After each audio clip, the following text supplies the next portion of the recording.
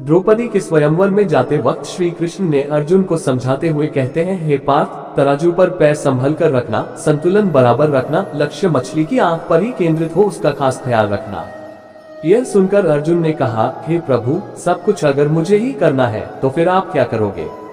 वासुदेव हंसते हुए बोले, हे पार्थ, जो आपसे नहीं होगा वह मैं करूंगा। पार्थ ने कहा, प्रभु ऐसा क्या है जो मैं नहीं कर सकता? वासुदेव फिर हंसे और बोले, जिस अस्थिर, विचलित, हिलते हुए पानी में तुम मछली का निशाना साधोगे, उस विचलित पानी को स्थिर मैं रखूंगा।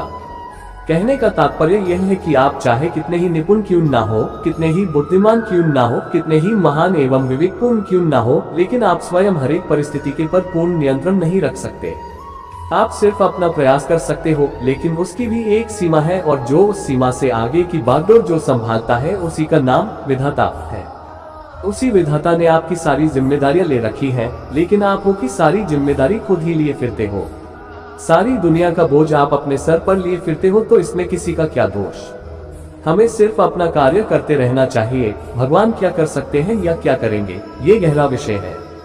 उस विधाता ने इतनी बड़ी दुनिया बनाई, विशाल समुद्र बनाया, उसमें रहने वाले विशालकाय जीवों के जीवन की डोर बनाई, उनके लिए दाना पानी की व्यवस्था की, हजारों लाखों टन पानी को समुद्र से उठाकर हजारों मील दूर आवश्यकता के स्थान पर बिना किसी साधन के बारिश के रूप में पहुंचाना, एक छोटे से बीज में वृक्ष का विस्तार भर देना, और उसमें किस मौसम में पत्ते गिरेंगे, किस मौसम में नए फल फूल आएंगे, ये सब कुछ उस नन्हे से बीज में प्रोग्रामिंग भर देना। उस विधाता ने चींटी से लेकर विशालकाय हाथी जैसे जीवों का दाना पानी उसकी व्यवस्था के हिसाब से की है। उसमें विश्वास रखकर कर्म कर। जो तुझे नहीं दिख रहा है वो उसे दिख रहा है। जो कुछ तुझे मिल रहा है वो तेरे भूतकाल का फल है, और भविष्य तेरे वर्तमान के कर्म के बीज पर टिका है। इसलिए परेशान और हैरान मत हो।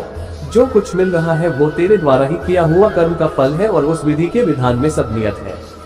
यहाँ राजा और रंग सब तेरे कर्मों का फल है। उसे किसी को राजा और किसी को रंग बनाकर कुछ नहीं मिलेगा। वो सब तेरे द्वारा बोए गए बीजों का ही प्रत्यक्ष फल है। वो सदा परम है। वो तेरे साथ अन्याय नहीं होने देगा, विश्वास रख। वो शुभ कर्मों में तेरे साथ है, बल्कि वो चाहता है कि तू शुभ कर्म कर तो मैं तेरी हर दुविधा हर लूं। समस्याएं ना आए ऐसा तो नहीं होगा, लेकिन वो अदृश्य रूप में शूली को कांटे के रूप में और कांटे को रुई के रूप में बदल रहा है। वो नहीं चाहता कि तुझे दुख दे। आखिर उसको क्या मिलेगा इससे? मन को थोड़ा स्थिर करके उसमें श्रद्धा रख। इधर उधर मत भटक। इंसान और उस विधाता में फर्क पहचान। उसमें पूर्ण विश्वास रख और आगे कदम बढ़ा। वो अर्जुन की तरह पानी को स्थिर करेगा, लेकिन पहला कदम तो तुझे ही उठाना पड़ेगा।